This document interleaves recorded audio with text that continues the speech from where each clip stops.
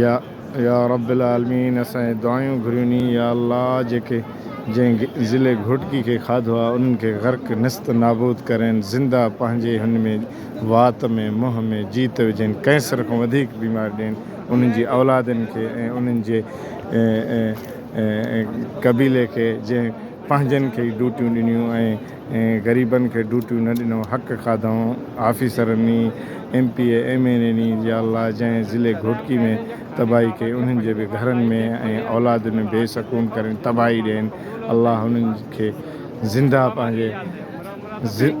पंहिंजी ज़िंदगी में हशर नशर करनि जीअं ज़िंदा जीत पंहिंजी मुंहं में वात में या अल्लाह उन्हनि खे तबाह बर्बाद करनि जंहिं असांजे ज़िले घोटकी ऐं मीरपुर माथेल खे तबाह कयो आहे ऐं जंहिं ग़रीबनि जा हक़ खाधानी ऐं अल्लाह उन्हनि खे बि तबाह करनि मालिक तूं ॿुधंदड़ तो वटि तो हाज़िरी या अल्लाह तूं ई ॿुध तूं उन्हनि खे गर्क करें जंहिं ज़िले घोटकी ऐं मीरपुर में न रोड खाई आहे थंबा खाई आहे इस्पतालूं खाई आहे ऐं रोड नालियूं खाई आहे नेकाला खाई आहे सभु शइ खाई आहे उन्हनि खे नाबूद कर निस्त नाबूद करें मालिक साईं दुआ क़बूल फरमा अल्लाह हिन हक़ खाधानी अल्लाह हिन हक़ खाधानी अल्लाह तो कोई आहे त तबाह करे उन्हनि जी औलादनि खे ऐं उन्हनि खे ॾिसाए पंहिंजी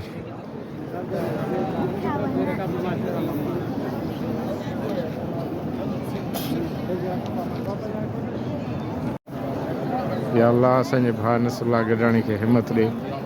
ऐं जेको फिरौननि सां लड़ंदो पिया इन जे सदिके तूं उन खे जेको आहे त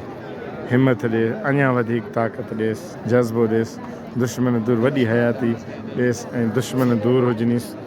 ऐं जेको हे इन फिरौननि सां लड़ंदो वधो आहे विढ़ंदो आहे अल्लाह त हिमत ॾिजांसीं वॾी ज़िंदगी ॾिजांसीं ऐं वॾी ॼमार ॾेसि असांजो प्यारो दोस्त आहे अल्लाह उन खे ख़ुशि रखे